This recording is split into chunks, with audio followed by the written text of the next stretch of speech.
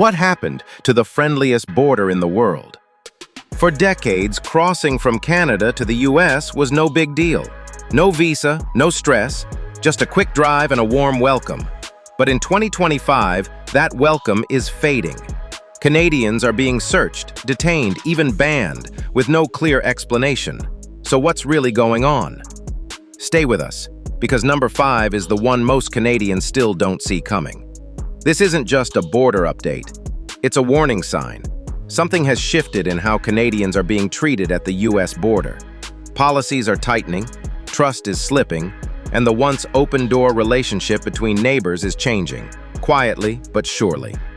Let's break down the 7 signs Canadians are no longer welcome in the U.S. 2025 edition. 1. The new 30-day rule. Every year, nearly 1 million Canadian snowbirds escape winter by heading south to Florida, Arizona, or California. For years, it was simple. Stay up to 6 months, no problem. But now, a quiet change is reshaping that freedom. In 2025, a new U.S. policy requires Canadians to register online with immigration if they plan to stay more than 30 days. It's meant to track long-term visitors, but many travelers don't even know the rule exists. Immigration lawyers say confusion is growing. Snowbird organizations are calling for exemptions, and some travelers have already received warnings. The result? A 32% drop in Canadian vehicle re-entries this March alone. This isn't just about paperwork. It's about a shift from open trust to quiet suspicion. And for many Canadians, that 30-day rule doesn't feel like a form. It feels like a test. 2. Your phone isn't private anymore. Crossing the border used to mean showing your passport and maybe answering a few questions. Now, it could mean handing over your entire digital life. In 2025, U.S. border agents can search your phone or laptop without a warrant. They can scroll through your messages, photos, browser history, even social media, and you can't legally say no. Canadians are starting to worry. What if a meme, an old post, or a personal opinion becomes a red flag? Even the Canadian government now warns travelers to expect digital searches without cause and without explanation. The border may still open, but it opens into your camera roll. 3. Canada's academic travel warning. When Canada issues a travel advisory, people pay attention. But in 2025, the warning didn't come from politicians. It came from academics. The Canadian Association of University Teachers, representing over 72,000 professors and researchers, issued a rare warning about travel to the U.S. Why? Because of increasing reports of harassment, questioning, and detentions at the border, especially for Canadians who are racialized, transgender, politically outspoken, or from marginalized communities. Universities across Canada are now rethinking their travel policies. Legal teams are getting involved. Conferences in U.S. cities like Boston or New York suddenly being skipped. When a country's scholars start avoiding your border, it's not just about politics. It's about protection. 4. The quiet pullback. Some signs of change don't come from headlines. They come from silence. In early 2025, border crossings dropped sharply. A 23% drop in Canadian visits. A wave of hotel cancellations across towns in Maine and Michigan. But it's not about protests. It's about discomfort. Travelers aren't angry, they're uneasy. Tour operators say clients just don't want to risk it anymore. Not for shopping, not for tradition, not even for family.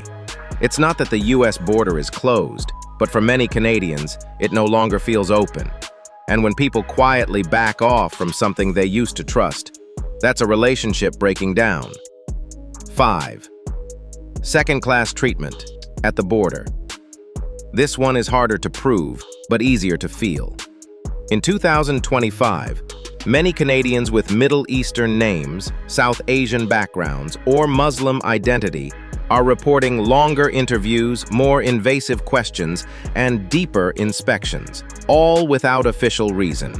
There's no formal policy, no headline, But civil rights groups in both Canada and the US are raising alarms about discriminatory treatment, and public opinion is shifting too. The passport hasn't changed, but how it's received has. Being Canadian used to mean automatic fairness at the border. Now, that welcome can depend on how you look or who they think you are. If you're finding this eye-opening, hit that like button and subscribe to our channel for more real-world travel updates, border policies, and what they mean for everyday people. Your support helps us keep creating videos that tell the stories no one else is talking about. 6. Denied without reason. You can do everything right. Valid visa, return ticket, clear plans, and still be denied. Just ask Jasmine Mooney, a Canadian actress traveling on a valid U.S. work visa. She was detained at the U.S.-Mexico border for 12 days, then deported, with no explanation. Now she's banned from re-entering the U.S., and she's not alone. Dozens of Canadians report being turned away with no clear reason. Sometimes it's because an agent didn't believe the trip.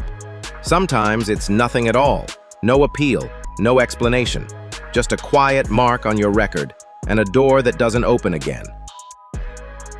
7. Once flagged, always flagged. Here's the most unsettling part.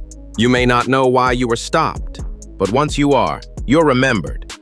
Travelers say that once you're flagged, it happens again. Every trip, every time, even years later, even with new documents. There's no official list, no notification, just a change in how you're treated, and no way to undo it.